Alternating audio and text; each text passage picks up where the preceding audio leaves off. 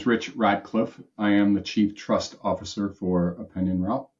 I've been the Chief Trust Officer. It's actually a new role for me in terms of the title, but I've been doing this job for a little while. Let's talk. I've been in the industry for close to 30 years. I've been with OpinionRoute for 5 of those years. And let's talk a little bit about OpinionRoute and what we do here. Mm-hmm. OpinionRoute is an online survey operations company. We blend technology and services into what we provide and what we bring to the table.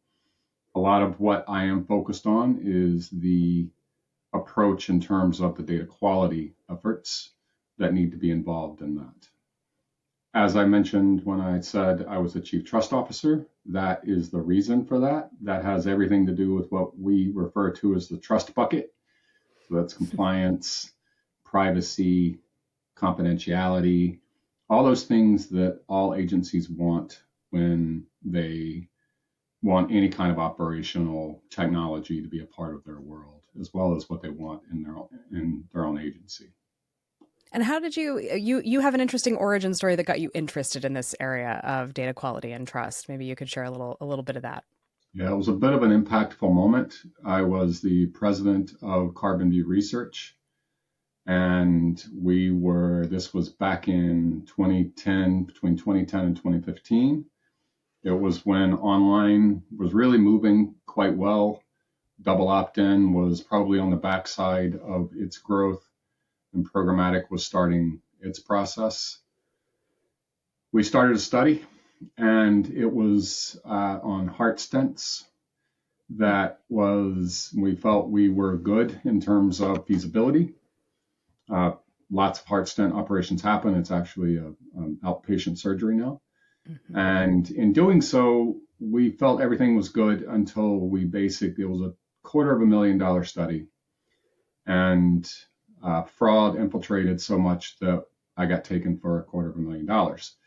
So that has a pretty significant impact on anyone's career when that stuff starts to happen. So in the short term, the first 90 days of that, I really thought about first making sure the client was taken care of. We went transparent as much as we basically laid it all out and showed them how it happened.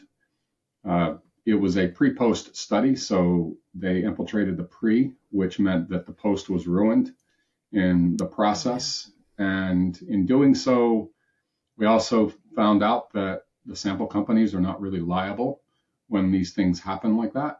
Their cap was at 10K. And that process really sort of impacted how I wanted to look at my career from that point forward. At that time, I was president of a full service market research agency, and we were building software that really helped us. And I realized at that point that I really wanted to move the needle as it relates to data quality within the insights industry.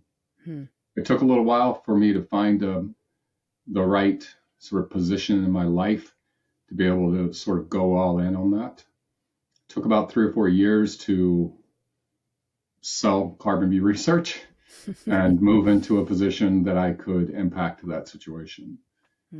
It really has become sort of this, I would almost describe it as an OCD passion for data quality and everything around it. There's sort of 2 flips of that coin in that process.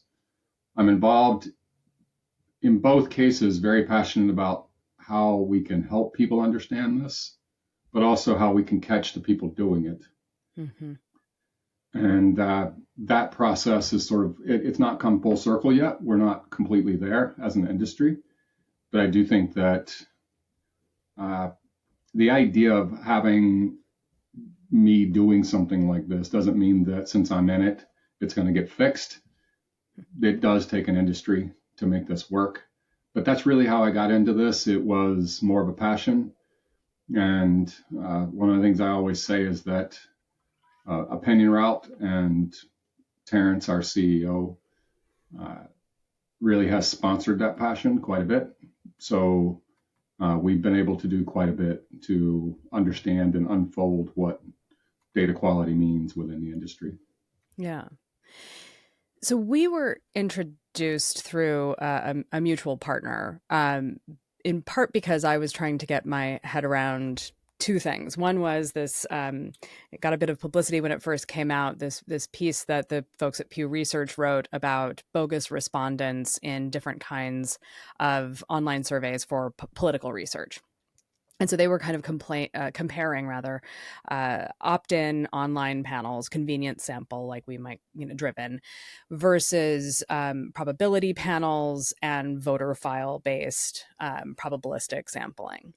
And so as I was reading through their description of where they were seeing more cases of evident fraud, or as they put it, bogus respondents, I started to think, like, how much of this is actual fraudsters, how much of this is organized, how much of this is just people trying to make a quick buck, how much of it is bots, all of that sort of thing. So I reached out to some people that turns out we knew in common for recommendations of someone who could walk me through what bogus respondents really means, because I think while Pew was trying to describe the potential problem in polling, they were also very polite about it in the way that they described the problem, which is very Pew Research of them.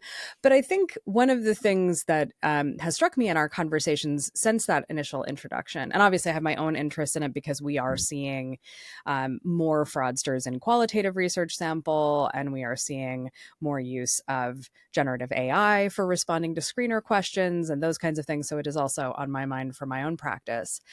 But as we've been having our kind of conversations up to today, I think one of the things that really struck me was, even though I have been working in market research now for about 20 years, the area of sample was just really something I only had a very cursory knowledge of. And I even, worked at OTX when it was very proud of its sample program, right? And so that I kind of knew it at a high enough level to pitch, but not really at a level to understand.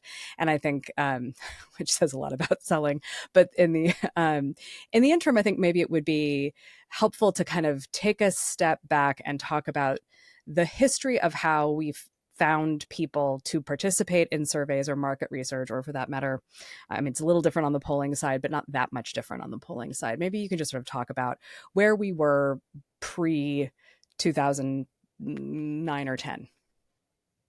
Okay, so pre 2009-10, we were doing all double opt-in at that point. We had been through about a decade of double opt-in communities that were there specifically to host people who were interested in taking surveys. So they had opted in to be in a recruiting panel, and then they had opted in to participate in the survey in question. That's what we mean when we say double opt-in. They were opted into, they were double opted into the recruitment, through the recruitment process to the community. Mm-hmm. And then from that community, they were then invited in email fashion to take surveys. Mm-hmm. That was really from, I would say, early 2000s. You can sort of mark it based on when the internet became an instrument that was representative of the population. There was a point where it was mainly an affluent moment for the internet, but when we hit penetration to a certain point that we could see representation in the population, even though it wasn't quite there, we knew that we could start doing double opt-in and that sort of thing. And in fact, during that time, I built two different panels that we had over 100,000 people in those panels, and they did great. And we didn't see the kinds of things that we see today in that process. Mm-hmm. Panels really stayed around until about 2014. It was in that space that panels started in the sort of 2013, 2014 space. We started seeing blending happening. And the blending of sort of the multiple sourcing, the community, the double opt-ins, but then this term started showing up called river sample. And river sample was convenience sample. So it was really meant to solve a problem, and it did solve a problem. It sort of, in many ways, was mentioned to be a downgrade from double opt-in and the ability to really balance the way you needed to balance with the 5 or even 10 demos. But convenience was a different approach, basically. And that blend started happening in that space. It was around 2016 that it hit mainstream. And it hit mainstream to the point that it sort of moved out of the back office of programmatic advertising. And we connected as a market research industry, we connected to the programmatic digital advertising industry. Mm-hmm. Much larger. It's almost as if the David was connecting to the Goliath. We know how large that industry is today. And all that technology that is used is what we use today. That happened in 2015, 2016, somewhere in that space. And very quickly, there was a silent, almost separation of our industry. That separation was sample industry, and their nomenclature changed. Everything they talked about changed. They were talking about impressions and clicks and everything that you would talk about in the advertising space. Meanwhile, the market research agencies were talking about completes and reconciliations and length of interview and all the things that you talk about for research. And this went on for the next, well, until now. It still happens to where we have people still asking, how's the response rate? There isn't a response rate in our space. If you're working with a double opt-in, which I see that starting to come back in a little bit, we'll start to see a little bit of that, but it's still not by email. It's done by a little bit of a different thing in terms of the instrument. In 2020, programmatic pretty much took over. There was no double opt-in communities that you could really go to and say, fulfill my study completely. And even today, you cannot go to there's really not a way that you can go to a double opt-in community and feel as if you can get your normal sized study completely fulfilled by that double opt-in community and the way that you need to balance the way you need to. So that left us with what we now have to do, because that brought on, as with anything, innovation brings advancement, but what it does is it sometimes leaves behind a bit of an Achilles heel that we have to deal with. Programmatic brings a lot of problems. It brought a lot of feasibility, but it brings a lot of problems. In today's 2024 world, by 2025, programmatic advertising is looking at a $100 billion fraud problem. That massively eclipses our industry in so many ways that we have to now deal with that because we are connected to them. And that is the programmatic space that we are working with. And that's hopefully the history that helps you understand that space. There's a lot that's interesting about that history, because I really, it's, as we've been talking, it's one of these things where you'll say something and it's so plain as day, and also something that I sort of ambiently knew but hadn't put the pieces together on. So I'm aware of intercepting people in mobile games, for example, and saying like, hey, if you want to keep playing this game for free, take this quick survey, and that this is a method for finding people to take surveys. But honestly, I think kind of my understanding of like online sample providers probably in any depth, stopped in the e-rewards era, right? When it was sort of these loyalty programs where, if you want to get a few more points on your loyalty program that you can redeem for a $5 off at Old Navy or something like that, then take this survey. And I think this evolution to programmatic is interesting for a couple of reasons. And one is just, if you work in the field of advertising, you are keenly aware of how much fraud there is in programmatic. It's not really stopping anyone from spending there. But at the same time, very few, big reputable brands are doing all of their ad buying in a programmatic fashion. They're still going to upfronts and new fronts and making contextual ad buys and doing some amount of their spend in a traditional way. But it seems like the entire kind of industry of research flipped. And there's not a lot of those kinds of traditional methods of getting samples still in place. I mean, I see it in Qual, where some of our recruiting partners we don't work with anymore because I know they're using basically ads on Facebook to find people. And that means I get really bad show rates, or people who just don't qualify for my studies, or people who seem to qualify on the screener, but then you get them in a conversation and it's obviously bad. So I don't even work with them anymore. But it's different for quantitative projects where you're trying to get 500 people who have a stent and can talk about it, or, whatever sort of particular sample you're trying to look for that's not so hyper specific, or that is extremely specific. I mean, that is one of the things that I feel like has happened over the years, is our ability to say yes to extremely low incidence types of consumers because of these these new sort of sample sources. I also honestly hadn't thought of the phrase river sample in probably since 2010. So I was like, oh, I imagine myself in a town car with Shelley Zalitz right now. But in any case, what drove the complete flip? Is it just the kind of drive to the bottom on price? Is it that, frankly, like to your point about research companies still talking about response rates when response rates aren't really a thing, because we can always keep pinging programmatic platforms in order to find somebody who will opt into the survey?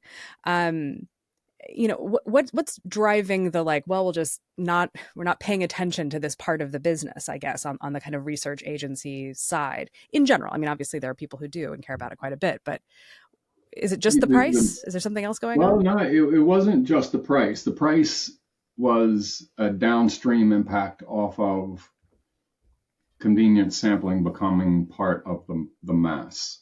If you think about what it costs for a programmatic advertiser to purchase clicks or to sell clicks, it's super cheap. That is, like, in our world, we're talking fractions of a cent in that whole idea. So recruitment, when you think about it, recruitment went from dollars to cents very quickly. But what started it was the fact that the double opt-in business model within market research was not a profitable model. It had big issues to it when it went from the idea of the e-rewards, which was really one of the first of the double opt-ins, where there was this list and they just needed to convert the list, right? And in many ways, we should take a lesson from that. That list had a primary subject that we attached ourselves to. When we drove the process and flipped it over to our primary reason for contact, being in touch with you and creating this community, is market research, it downscaled the attractiveness to the process. So then it gets into, with double opt-in, the attrition rates and all the business model metrics around making that a profitable model. Lots of money was lost, lots of money was gained. If you knew how to do it right, you could make money on it, but you surely weren't going to make the kind of money that you wanted to make as either a private equity situation or a company that just wanted to be a passionate entrepreneur to serve respondents into surveys. So the business model impact then caused a lot of things to start happening. The next thing that contributed to that was just outright feasibility. In a double opt-in space, the amount of money you have to spend to bring one person in caused a significant supply-demand issue to start happening. Now, most supply-demand issues start finding their way by the price for which you pay for that thing that's in demand. What happened in our world is that we basically burnt the respondents out. We exhausted them. We gave them significant amounts of, quote, opportunities to take surveys, to the point that they were getting bombarded with 50, 60, even 100 invites in one day to take surveys. So, and especially when you look at, we all know who takes surveys and who doesn't. And it was really like the amount of surveys that were an invitation to the younger male group, as an example, because they don't take a lot of surveys, and that's not their sort of secondary or even third interest in that idea. They were shown the exit door in many ways because it was just too much. What also happened was that the survey designs started changing. And it was because, if you think about it, if we've got the person, let's ask the person. So it became these kitchen sink surveys that had everything in them. They had A&U plus a concept test plus a usage, and all this stuff just sort of blended into 30, 45-minute surveys. So right. Why only ask one matrix question when you can ask 6 or 7 of them? Why not also do a concept test with a highlighter? I mean, we have the technology. Let's ask every kind of question. We're off of 2D. We're not looking at doing rotation by check marks now. The Katie world, where we're able to do this right.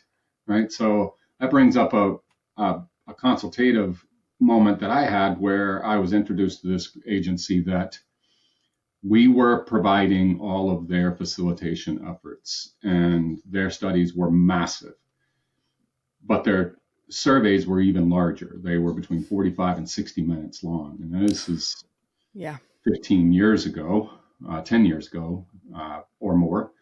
And what we ended up doing is helping them understand what that does to the research. How much it messed with the participant. Like, they were not getting any really valid answers after about 30 minutes. And it showed polarizing to the middle, polarizing to the non-response. All that stuff started happening. So there was this overflow effect that happened off of the business model not working. That was really the main issue. It was a great idea. eRewards had an amazing idea with it. It expanded the market. It brought technology in. It brought online forward. It did everything it was supposed to do. Now, what happened between then and now is that there was another innovation that happened that was absolutely needed, and that was the exchange model. You know about that, obviously. The OTX model was sort of the first comer to that, and it was the idea that you've got a lot of people with a lot of small samples, and if we put them all together, and we then serve that out into a buy-sell platform, which was becoming all the rage, then we can absolutely solve some of these problems. And they absolutely did. They absolutely did. It was an amazing innovation. And OTX turned into Lucid, not specifically, but from an innovation point of view, Lucid saw the light and they took it, right? And give a lot of kudos to Patrick for figuring that one out. He knew exactly how to make that work. Since then, we've now got Cent, who purchased Lucid, and we're in this space of the exchange space. Now, the life cycle of exchanges is coming into question in this process because of what we're seeing in sort of the ripple effect of what happens with exchanges in the first place. Because exchanges are essentially a store for programmatic sample. Right. You can go to any of these brands, you can select and not select, and if you decide you want the cheapest, you can just go to the cheapest. If you want premium, you can get some premium there, but you're not. It's as if you're going to the price points across the board. There are, I have to say that what I've started to see now is an influence of premium samples make their way into the mix. So we're seeing almost a reverse life cycle start to happen, to where they're blending premium and double opt-in into the mix much more, to try to get back to something that they feel good about in that process. So I want to answer one of the questions that you mentioned, because I think that's where this started. And that's, how did sample get so far separated from the market research agency? And in many ways, if you think about what research agencies do, they don't think about that kind of technology. That's not me, just serve the participants. I'll design my survey. I'll design my research. You make sure you get respondents to me. I'll make sure I provide good research. and then I'll make sure that I provide the analysis that I need to. So if you notice, research agencies were looking that way, and sample companies were doing a lot over here, over in a completely different space. And it was super technically adapted. So that idea is not something that researchers really wanted to be involved in. They just knew that they were able to get their research done quickly. Right. And the convenience, pun intended, the convenience of having sample come in at such a quick rate, at such a cheap rate in the process, meant that we weren't looking at what the hangover was going to look like at the end of all of that, right? So market research agencies for a very long time talked about response rates, and they talked about, what's the balance of your panel, and all the things that were double opt-in when double opt-in had left the building. It just wasn't there any longer. And that is the separation that started to happen in this process. It started showing up in the conferences. You started seeing almost the high school click process happen, where sample companies are over here and the researchers are over here.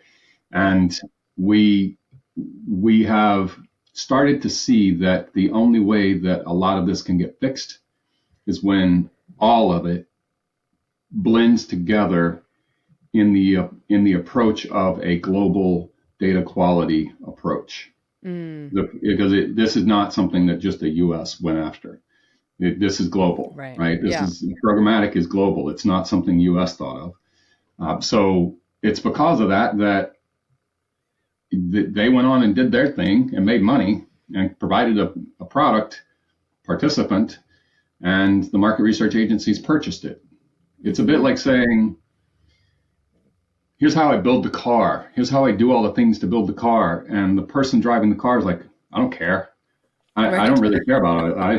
I could care less about that.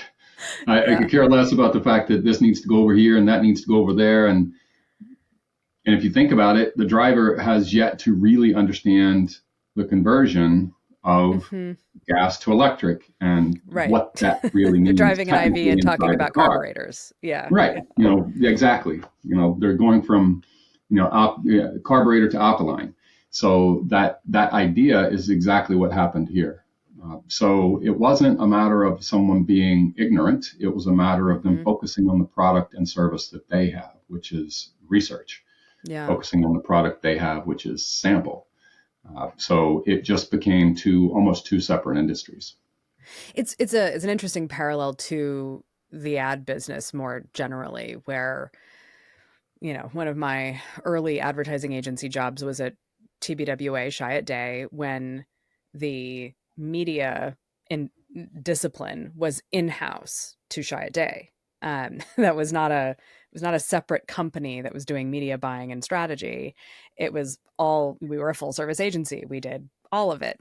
And then, Omnicom in its infinite wisdom decided to spin that out as a separate entity for a lot of seemingly very good reasons, right? Like they could work with clients that did not have a creative agency relationship inside the Omnicom network, and therefore capture some spend that they weren't going to get on the creative side. They could get it on the media side. But it drives a whole bunch of other kind of challenges, which is, creative ideas are entirely dependent on which kinds of channels you can place them into. Like coming up with a great idea when there's no TV budget and no TV strategy is a waste of everyone's time and effort. It also means that the media agencies are pitching their own creative ideas. And I think to some degree, OTX is an interesting model like that, where it really starts out as a research tech company. It's like, we can field online surveys testing video. Like that's ultimately the origin story of OTX. And then they're like, ooh, we can, aggregate and sell sample on an exchange. And like all of these kinds of technology first sort of lines of business and ways to make incremental money that no one else was making. And then we can layer services on top of it. Like we can also have some researchers here, right?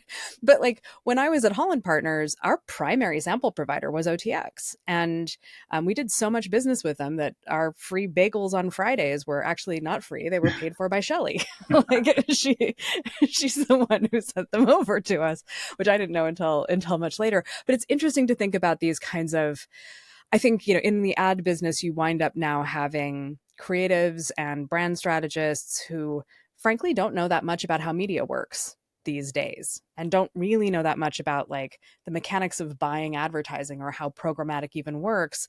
And yet their ideas are going to get placed over there. And those of Right. us working in like the research services agencies are like, I have a great idea for a survey or an experiment or whatever. And I don't need to worry too much about the how because they tell me they can do it. And it's very interesting to think about that. It's also interesting to think about the timing of it, which feels like everything else that was going on with the internet, all of these new companies coming in with cheaper, faster ways of doing things. I think simultaneously, you also have more self-service tools, companies like SurveyMonkey launching in the, what was that, like Mm-hmm. 2000, 2001, that were like, anybody can do a survey now. And it's like, well, yeah, sort of. But but I think it's That's a good had, way to put it. yeah, sort of. But it's like the interesting thing about those progressions is they start to feel like they feel really recursive. Like if we go from having high quality but expensive to maintain and hard to maintain double opt-ins to online panels where it starts to feel a little bit easier, a little bit less expensive to find people. And hey, since I've got you, it's still expensive enough. I want to ask you everything I can think of to ask you. And then it's like, okay, but now you've taxed that sample panel and now we're doing river and programmatic and all of this other stuff, but we've kept the bad habit of asking too many questions in too complicated of ways. I mean, we're still how many years into the mobile revolution having to like really pause and think about question types we want to put into surveys because they just don't work very well in mobile. It's Right. the silly season of political polling. And so I get pushed surveys for local races out here in Suffolk County all the time. And I can tell that these are not great research companies because they are impossible to take on mobile. They are just the most miserable experiences on the Yeah. planet. Lots of matrices. And it's just like, what are you doing? Yeah. And so I'm just, Sliding and it's, pinching. A yeah. lot of sliding and pinching. That's what you could. No pinching. That's Yeah. the one thing that you shouldn't have to pinch No, to look no, at and your like survey. forcing scroll, shifting to Yeah. landscape mode to be able to So see all the way bad. across. Yeah, it's not good. But like it's just fascinating by keeping these disciplines separate. It means one side doesn't have to think that much about what the other side is doing. And it's just kind of keep chugging along until something bad happens. And it's Yeah, and like, bad things have happened. So yeah, let's start talking about that. yeah, I'm gonna start sort of. I wrote some notes to what you were talking about. One of the things I just want to put a side note to any of the people who are listening to this is go look at the top 5 objectives and missions to the top 5 market research companies in the world. What you will notice is that they don't talk about research respondents. They don't talk about participation. They don't talk in that language. Mm-hmm. In fact, they have the same exact language with measurement Mm-hmm. that advertising companies have, like the whole advertising space, Yep. because that's where they are pulling what they're doing. So that's a good exercise for people to go through to understand what's happening with research today, where it's going. The other part to mention is there's a term that's been here for, I think it's been about 5 years. Patrick Comer actually introduced it in one of the conferences. He helped, he let the group sort of name it, and it was around res tech, research technology. And there's a res tech landscape landscape map that's been built that helps people understand who does what within the technology of research. It's a significantly busy, very large map, and getting larger by the day because it sort of pulses out based on what is needed, and then moves through companies that it needs to move through. The other part to this is what you talked about with SurveyMonkey, and it was as soon as that started happening, there was this sort of this quaking that happened in the industry around, ooh, there's this thing that's going to take all of our work. We have those things happen every 3 to 5 years where they're just significantly quaking. Right now, it's the AI quake. That's what I'm calling it, and it's a big one, no doubt. But the SurveyMonkey process and the DIY process was one. And it was at that moment that anyone that's been in this industry pretty long, one of the things they get paid to do is to see around the corner and to see what's going to happen with that thing that is being put in front of them. It was as if I could see 100 miles down the road when I saw the SurveyMonkey thing play out. I knew that there would be a bunch of players to rush to the DIY engines. Google got involved. They bought their Google surveys. They offered it for free, like they offer everything else for free, so that they can get our data and do with it what they want, right? So that process, I knew what would happen is it wouldn't necessarily raise the water level or cause any significant issues, because professional researchers, for the most part, knew that those engines were not going to be able to handle what they needed done in research. But if you understand technology, it doesn't stop. In fact, it moves at Moore's Law pace. Moore's Law pace, for people who don't know it by now, is 8 months to 12. So knowing that, I knew that what would happen is that we would start to see all cookie cutter research. I'm going to call it cookie cutter. I don't mean to offend people, but it's the thing that it's the same instrument like a concept test, where you want to understand, do they like it, do they not? You need a directional on what's going on. You need it fast. And that sort of cookie cutter research was going to get taken by DIY.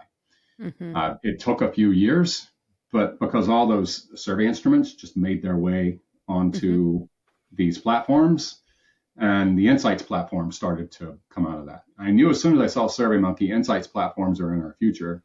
And it took, I would say, about, again, 5 to 7 years before we started seeing Insights platforms pop out. The Insights platforms allow for API connection to Lucid. And from that, all their philosophical research methodologies within that process, and then automatic reports at the end. What none of them really addressed very well is what happens when you get fraud. What happens when data quality hits the basement on your survey because your survey made it to Reddit, or it made it to a dark website, or it made it to a place where you're now infiltrated completely. And there is no step in those situations where the research that the results are showing, it's saying this is not good, right? That they don't like the product, or they like the product, or they love the product, and 98% love the product. Well, there's a reason why 98% love the product, because they're not human. So there's that process turned into, it found its way, and it moved through properly. But there was a point where there was sort of the Insights platform of the week. Right. It's like every research agency out there that had the money to take their methodology and put it onto a platform, they did it. And I'm pretty sure that some of them still love to do that, and we're fine. That's how you want to produce your product. That's if it works and you have people that want to buy it, I'm all for it. Right. It creates value in that way. What I'm starting to see in today's world, outside of the fraud issues that are a dark alley that no one wants to go into, is that there is sort of the new generation coming through. And one of the things you talked about is, are we coming back to the place where the business model still won't work? And that's not the case. That's really not the case, Farrah. We have a lot of smart people in this industry, and it's been more than 10 years since we walked from double opt-in.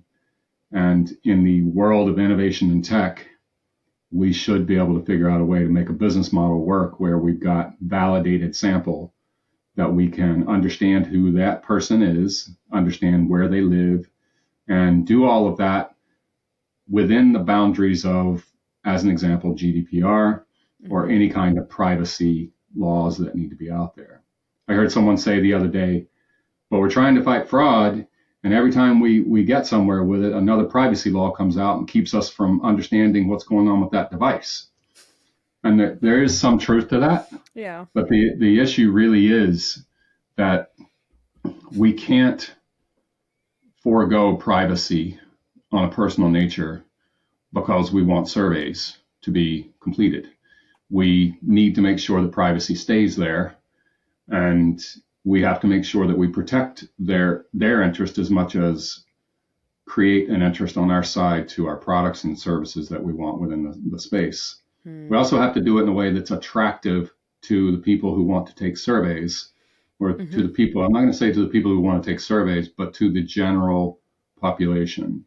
Now, that sort of segues into an area around how I sort of found my next moment within data quality. And knowing that I wanted to go there, I mentioned to someone that I felt like I'm going to chase this data quality issue as far as I can.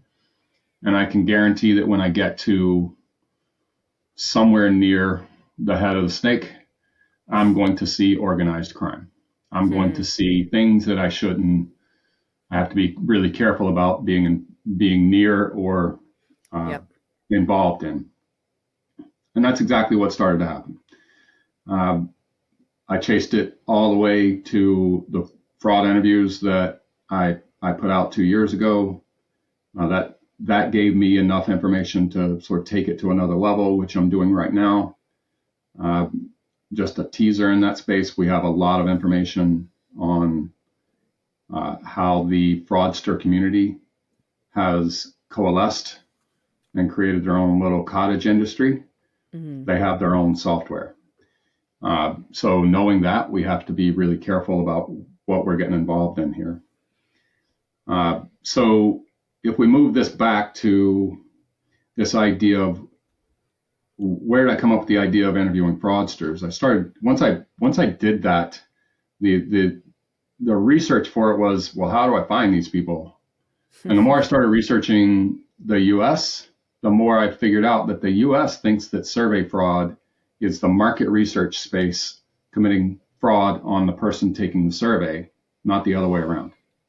Right. And they do because of the information that they think that we are taking from them, that we are doing something with, reading something on their computer, or getting too much information from them, or not keeping what is called personal information private, which is not the case. So if you're a respondent and you somehow have found this podcast, please know we want to protect you. We want to give you a good experience, and we want more of you to take surveys.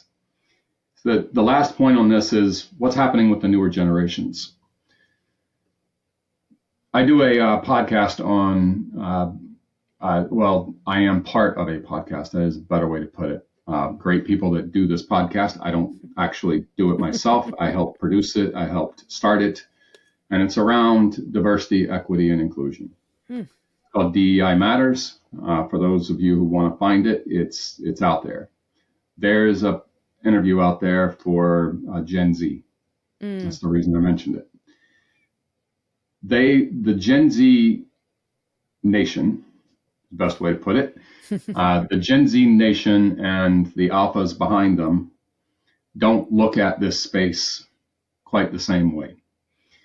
They look at everything around DEI, everything around their leisure, everything around professional, everything around their life as just one bucket.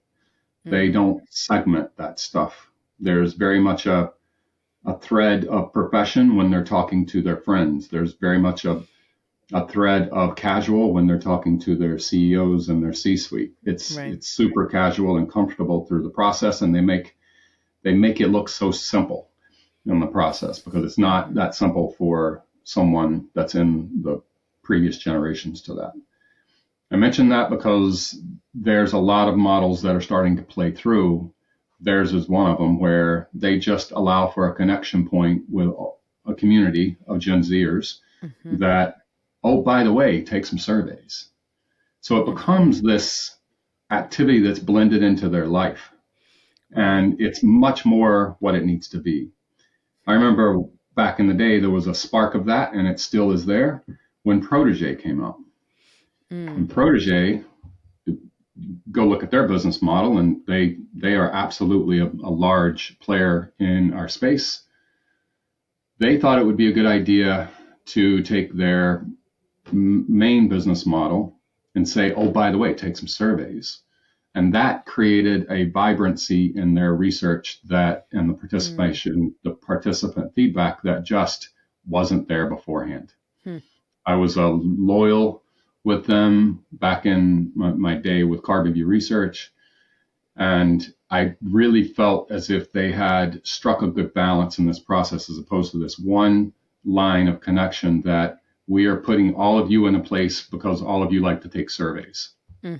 That's not exactly what we need to think about here. The business model moving forward needs to be this, oh, by the way, as opposed to take my surveys or leave. That's a really interesting kind of observation about this whole thing, which is the feeling that, you know, kind of from the later days of the dominance of things like e-rewards to where we are now, there's only one reason to be in this quote unquote community. And so that's not a community, right? Like, even if you look on Reddit, there are topic specific communities, but there's a kind of depth and breadth to the sorts of things that people are willing to share and talk about within that constraint. We actually just did a little project about the experience of going through fertility treatments, and we used a Reddit a sub in order to find people, because like they're actively going through the thing, and because it's very carefully moderated, and because the people in the community are generally speaking current or former IVF patients, it was a good enough place to just like see if we could get some responses from there. But the community element of it, I mean, I'm not going to say that this is going to be like the highest quality data sample we've ever had, but I would say that your observation about the community piece, the sense that we all have a reason to be here other than taking surveys. And so taking surveys is this incidental way to be part of the community as opposed to the primary driver of it's extremely interesting. I think the other thing that surprised me, and you told me this before, but that idea of in the US, when you ask people about survey fraud, they feel that it's the surveyor defrauding the respondent, not the respondent defrauding the surveyor.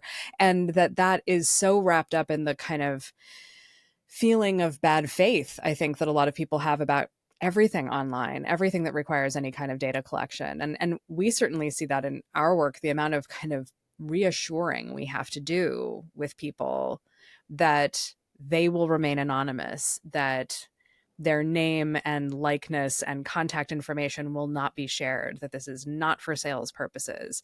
And even then, you know, one of the things we've started to see over years now is, you know, 2009, 2010, we started doing a lot of, you know, video diaries, and people loved doing them. And they especially loved it when you turned on the social features, because a lot of the early digital diary platforms were set up to be basically like Facebook.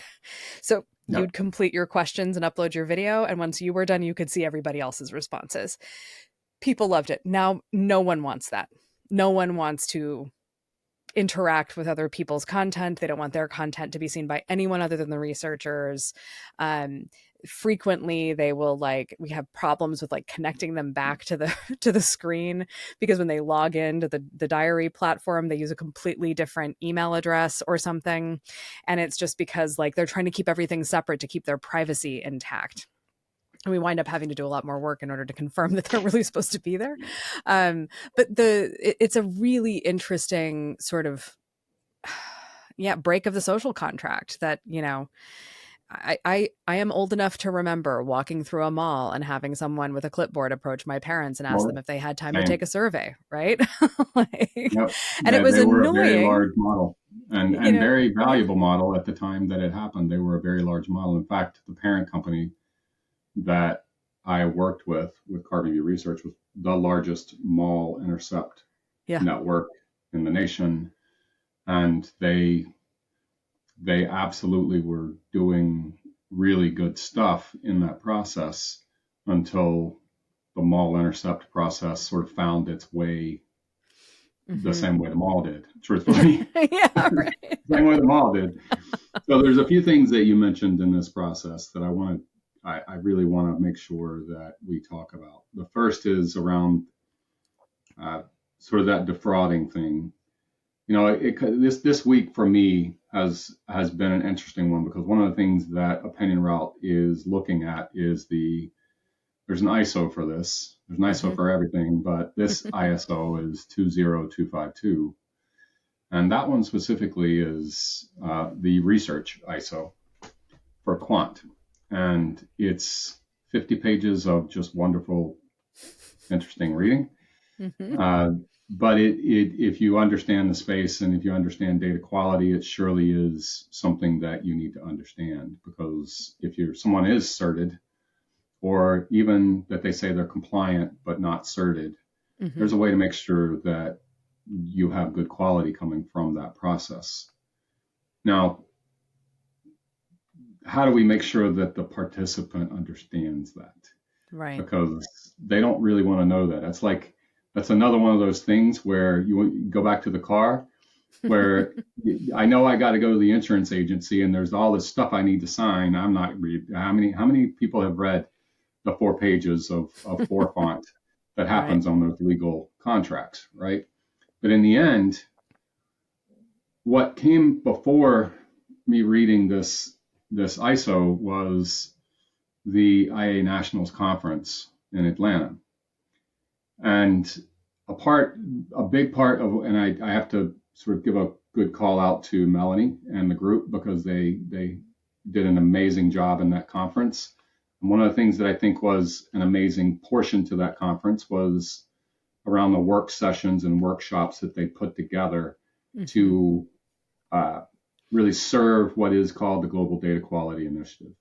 One of those is called the Participant Bill of Rights.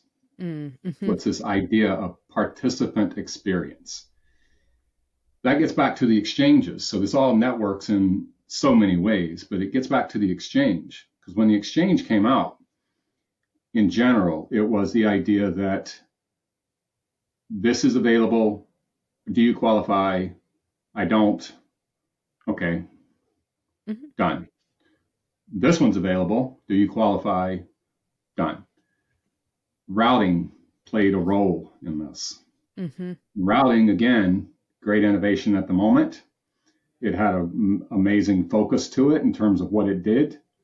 And it solved a problem. It really did. When you think about it, it solved the peppering of 50 invites in your inbox, or 50 opportunities on your offer wall or your portal that you go to for your community, by doing a pretty simple thing of inviting you to a survey, but if you don't qualify for that survey, going ahead and putting you in another survey to see if you qualify for it. Great aspirational thinking going on there in terms of just making the participant experience good.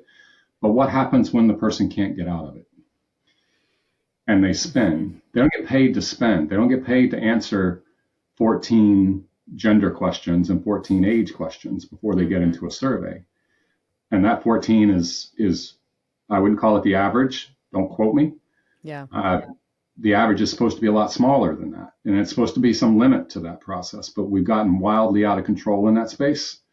And it's something that we need to prove to the participants, that we can come back to a space that makes it convenient for them, as well as allows us to do what we need to do. So the other part that's playing a role in our feasibility world, in our supply and demand, is the crazy thing is this convenient sampling process is now what we're starting to see are some cracks in that seam for feasibility.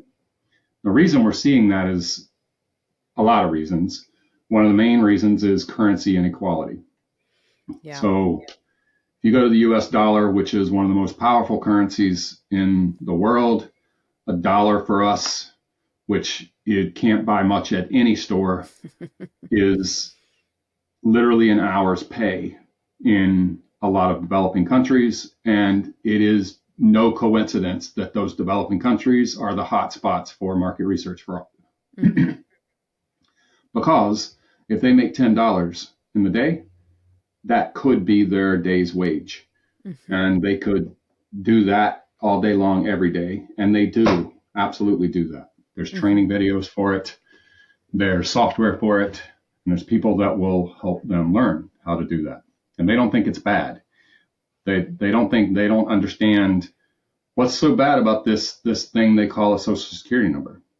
Mm-hmm. I know if I've got this thing, I can then assume that person's identity and I can move from that. That's just, I know some people just, their mouths dropped on that idea, but we saw that on the fraud interview, how they were doing that.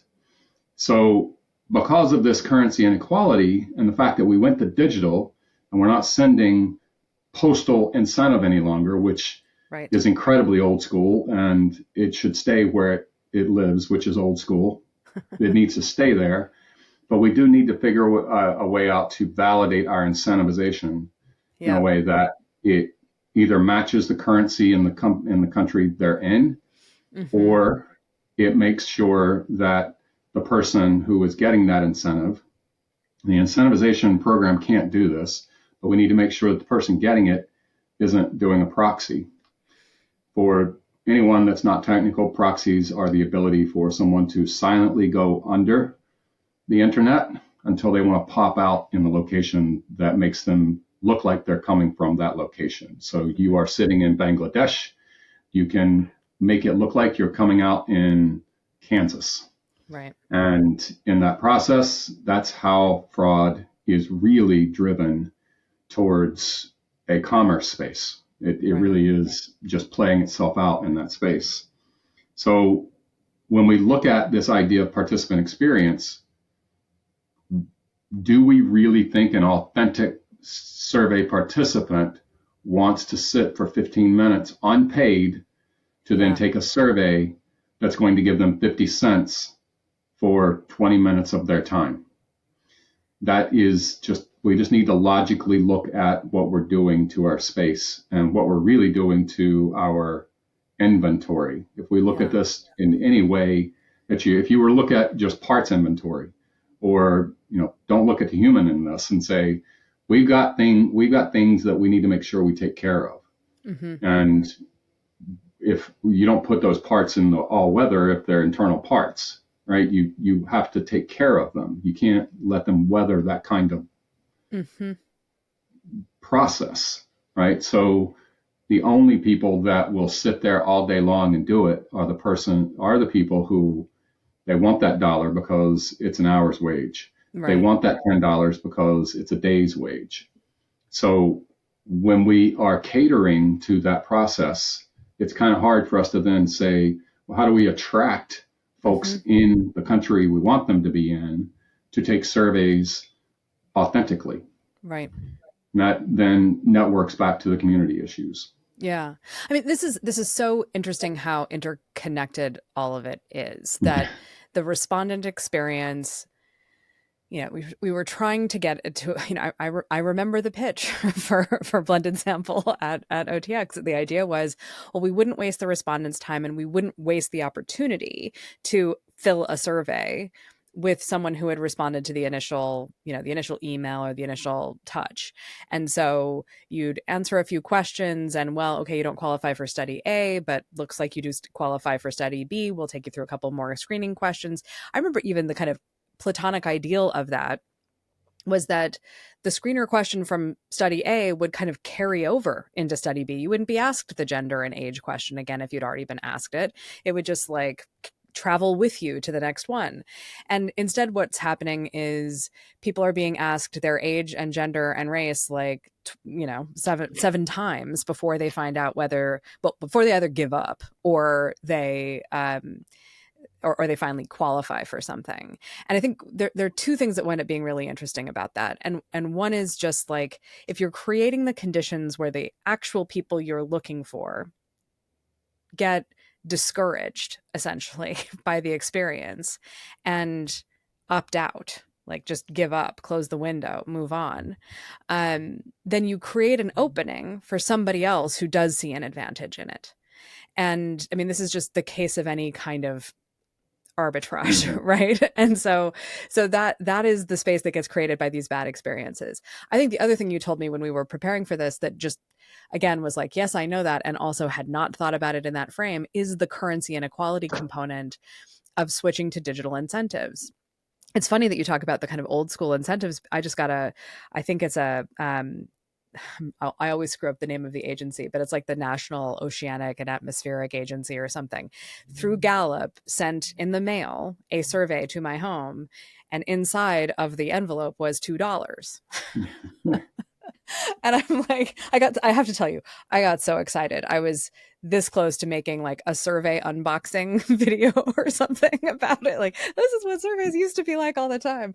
But like, that experience is not what's happening now. Now, what we're doing is giving you gift cards, or we're direct depositing digitally into people's bank accounts.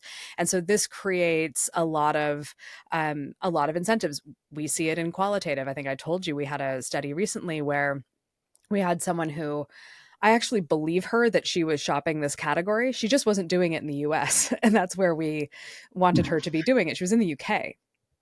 Okay. And it was just like, partly I understand why. We pay better incentive rates in the US than in the UK for qualitative research participation. The US is actually one of the, I don't know if I should say this, but the US is actually one of the kind of most generous incentive places for qualitative research. It's one of the things that after talking to you, I'm like a little bit terrified of, because $5, we'll pay you 50 plus for qualitative research. And if you speak good enough English, you might make it through and have a good enough kind of story that you want to stick to. The other thing that's interesting about it is, I think the kind of word has gotten out because of social tools and tools like YouTube. I mean, after looking at and I'll link to those videos that you posted of your interviews with these survey hackers, because they're fascinating. But once you watch those videos, you're going to start seeing the videos teaching you how to complete a survey, which I had genuinely not come across before. But it's fascinating on multiple levels. One is, you've created this opening, you've helped people figure out how to hack it in order to do it. And then because they're teaching each other how to qualify for surveys and how to complete them successfully and how to get paid, and either fully complete them, fraudulently, or other more nefarious means, which we'll get to. I think one of the interesting things that I had been initially skeptical about in Pew's report, one of the things they found was there was more evident fraudulent responding in two demographic groups. One was 18 to 24-year-olds, and the other was, I want to say, Hispanic respondents, or Hispanic males particularly. And they were sort of speculating that part of the reason for this is those are two notoriously hard to recruit groups. And and I also thought, like, well, you might want to start we don't typically in the age bracket question randomize the age brackets. And so 18 to 24 comes first. So if you're just speeding through, you'll pick the first one. And then, on the question about Hispanic, that's a yes, no question. So you'll pick a yes and then move on. Like there are all kinds of things there that are interesting. But I think now that I have seen those videos, I'm a little more persuaded, certainly a lot more persuaded, that, the word has gotten out amongst these fraudsters that these are valuable demographics that are hard for us to traditionally find. You might even make more on incentives, because we'll boost the incentive for 18 to 24-year-olds because we know we can't find them. And all of those things are just like collapsing in on each other to create this problem. And then we add going to a lot of effort. And I remember like thinking about when you were describing all of the steps involved. There's an old Dennis Leary joke about whether or not marijuana is a gateway drug to other harder drugs. And he says, it doesn't lead to, shooting heroin. It leads to carpentry. Like you start building elaborate bongs and apparatuses for consuming marijuana. And this feels like that. It feels like the little extra cash. And if I'm smart and I set up a system for it and I can kind of automate it, then I can make a day's wages in a few hours at most. Then it leads to carpentry. I start doing things like getting a fake social security number, setting up a fake bank account, like doing all of these extra steps. in order to have this survey responding as either a full-time job or a side hustle. And it just, I honestly had not put all of those pieces together before. And I think even from the times we've talked before, I hadn't put together the part about we're creating this giant gap of the people we're actually trying to reach not wanting to interact with us because the experience is bad in the screen. The experience is bad once you get into it. The incentives are not commensurate with the effort. And to your point about the currency inequality, a dollar, $5 just doesn't go very far. Why would I spend this much effort on something when the $5 doesn't make a difference? There's such a difference with seeing a dollar on a digital screen versus getting that dollar like you did. Let me ask, did you take the survey? I haven't yet. It's sitting right here. It just came the other day. They did send me a follow-up postcard, like almost immediately, which was very interesting. But I will say, the second I saw the two $1 bills in this envelope, I felt an obligation to fill it out. Right. But you because wouldn't they'd feel already an given me the obligation $2. if the intro was, we're going to give you $1 for this, right? Mm-hmm. And it's going to go into your bank account, right? The digital process tends to throw that into a more common space that doesn't excite you as much. And that incentive did exactly what it was supposed to do. It incented you. It surprised you because it was cash in the mail, which is a little odd. But it has become a bit of a typical thing. I was talking to someone at a conference that's one of the things they did. I wish I could remember their company to plug them. But they were seeing a significant increase in their business because of some of the things that we're seeing in the online space, but also because, as an example, some of the patient healthcare experience surveys need to be on paper because of HIPAA. They just didn't want them out and about. So there's a lot of things that play through on that idea. And one of the things I do, there's this, you talked about this in terms of sort of faking the process. And one of the things I think it would be good to introduce, because we're in the middle of a paper for this, is a concept around what types of fraud and data threats are out there, data quality threats are out there. So I'll just speak to the concept and a short definition of each one, and that in many ways will allow us to sort of pivot at that point to what that means in our world today, because we need to identify structuring ourselves in a way that, allow us to understand the threat, which we talked about and we've swam around in today. But there's also this idea of just identifying how did we get, what is involved in today? Can we categorize it? Researchers like to segment and categorize everything. We like to put things in buckets. We like to make sure that things are nice and clean, and that we've got a good analytic approach to it in the process. So this paper was really, first, giving credit. It was written with three professors at Suffolk University in Boston. They are involved in the marketing education departments in that university. And specifically, I was working with Elizabeth Winters. She's the one that sort of started that process, and then she brought in two other professors. And we worked up a construct called FAIR. And FAIR, F-A-I-R, really was meant to allow us to put these people and these threats into buckets, because it's not just people. I always talk about everything that I do, that if you've got a problem, there's an imbalance of people, process, and technology. Finding a solution to that problem is balancing the people, process, and technology that fits for purpose. We always talk about research needs to be fit for purpose. Right. That's a big phrase for what we do. So the fit for purpose in this case is FAIR. F is for fictitious representation. So that is exactly what you're talking about with the person assuming the idea of a Hispanic or a low-age person. That's assuming also multiple survey participant identities. So as the Bengali person that I interviewed, he had 6 unnetworked mobile devices sitting, and below each one of them, he had a profile of who he needed to be when he answered surveys on that device. So in one of them, he was a mom with 2 children. Another, he was an 18 to 24-year-old male, which he got that right because that's what he was, but he was in Bangladesh. The next is automation. Now, when we think of automation, I think the word that immediately pops to everybody's head is bots. Yeah. Okay, so let's just sort of kill the myth. Yeah.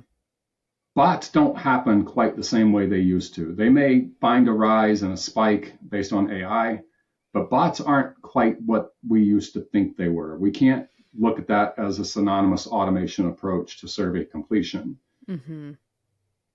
What really happens these days is more along the lines of, when you go and you want to purchase something and all your information automatically populates on that form fill, you can form fill surveys in the same way.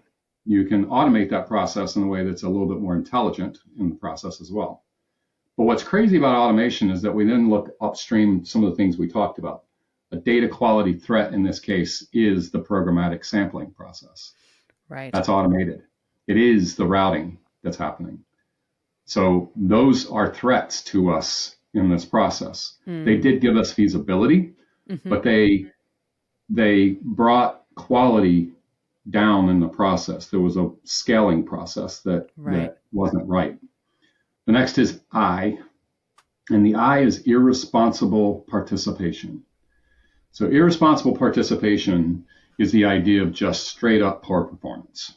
Let's just call it out. It's inauthentic performance. Pattern, we all know it. Pattern responding, speeding. It's the old school category in all of these, right? Everybody, like even paper surveys were pattern responded.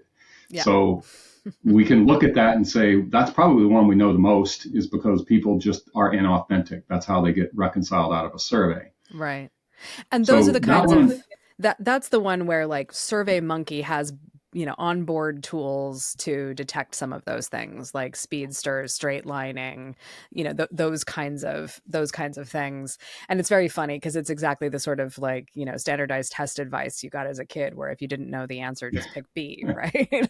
So that's I think the thing that a lot of people imagine is that stuff. And we've kind of had tools in place for a long time to fight those. Although interestingly, Pew said that they saw as much fraud in people who took too long to respond as in people who took too little time to respond. Yeah, that's a great point. One of the things to keep in mind about survey fraudsters is that they don't do this stuff for speed. If you think about what they're doing it for, they want to do it so that they don't get reconciled. Because they're there for the money. They're not there to just do the exercise and try to do quantity over quality. We've learned over the years that they've learned over the years that they have to do it for quality. It's an odd dynamic that happens, that they are thinking about. They have to do a good job of lying to us. They have to do a good job. What a good job means to them is that they don't take surveys in the middle of the night any longer. They used to. They used to take it. They used to take surveys when they were awake. Now what they do is they stay up and take surveys when we are awake. Okay, so they want to hide in plain sight. That means that they don't want to find edge moments in what they say. They don't want to have an open end that is a bad open end, as an example.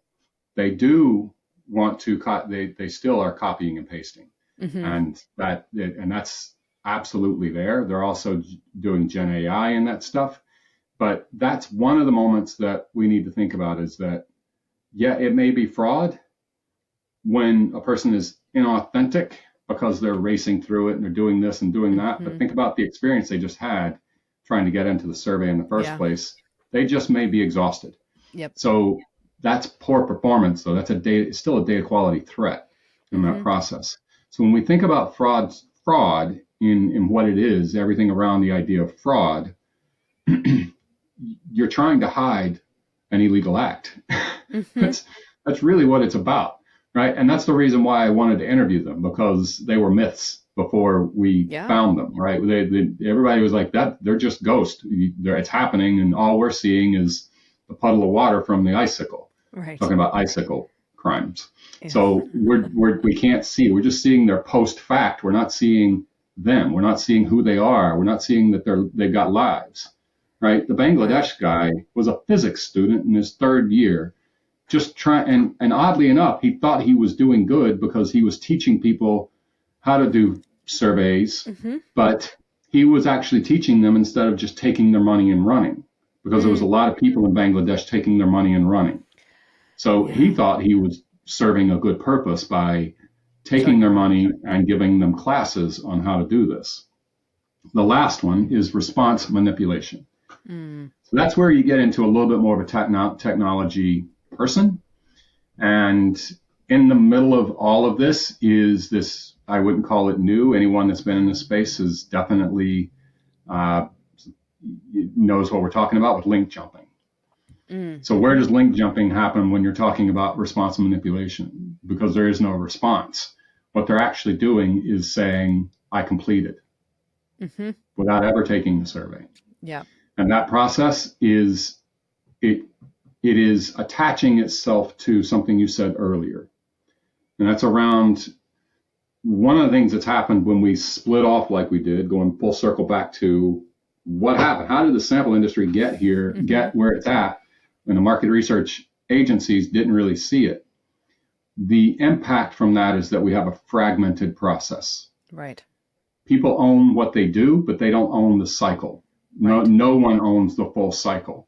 Even if you are an insights platform, you don't own the cycle. You own that one little area, but that's it. You don't own the cycle.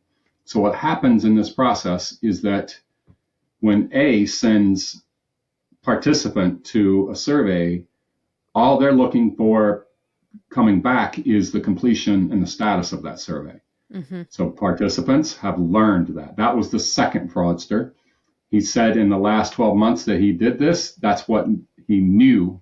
He was getting into some serious crime because he was getting survey links.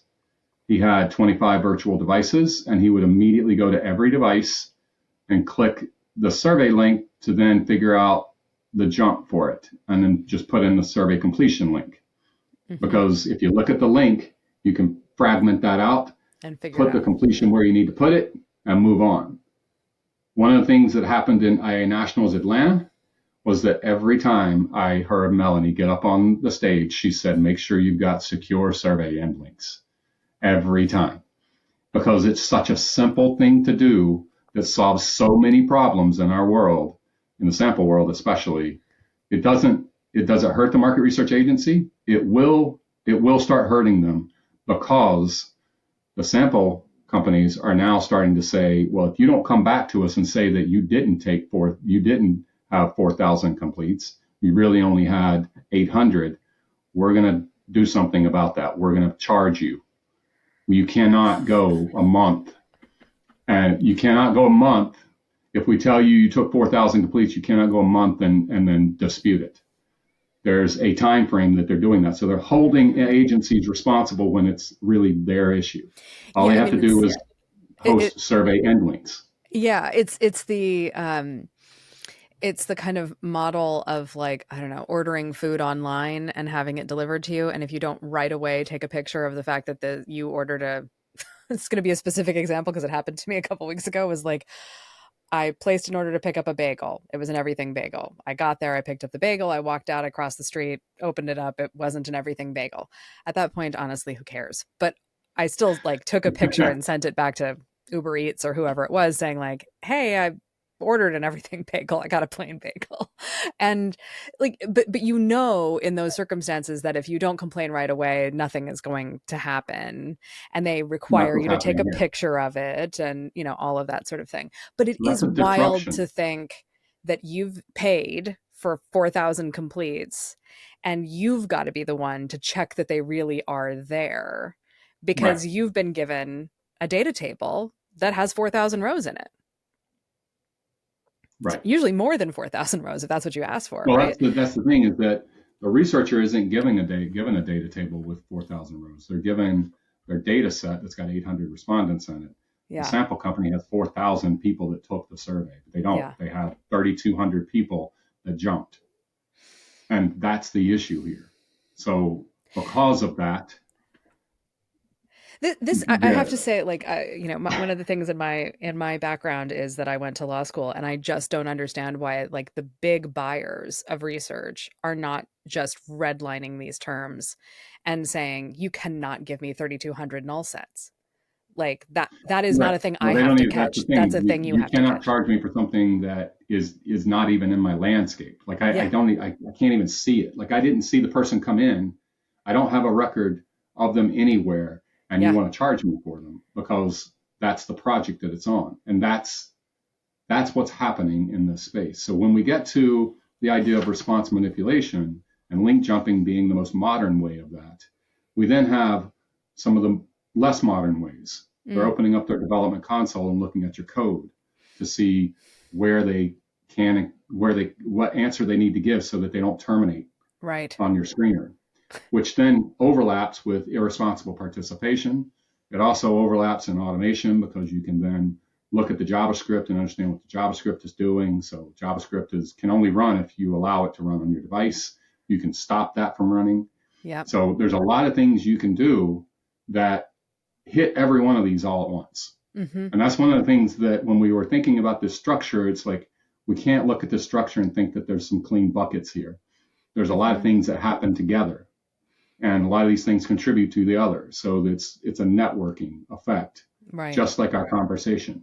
Our conversation has been drawn from one point to another, and the data in these reasons are all networked in some way or another. They're usually not as networked as this. There's usually some clean approach and linear approach to saying, why did this happen upstream? The word upstream implies linear, right? So when you think in those terms, the networking, the neural network of the data quality threat is really significant in what we've done. Now, there's a lot of good things that are happening in our world in this space, but we have to talk about the threats so that we can flush them in some way, shape, or form. Crosstabs is hosted by me, Farrah Bostic, with Paul Soldera. Production by The Difference Engine and edited by me. Music from Audio Jungle by S Audio. Find us at crosstabspodcast.com, where you can subscribe to our weekly newsletter and find out immediately when new episodes drop. Tell your friends about the show, subscribe on your favorite podcast service, drop us a note if you have any questions about poll design or sampling or weighting or anything else, and we'll see you next time.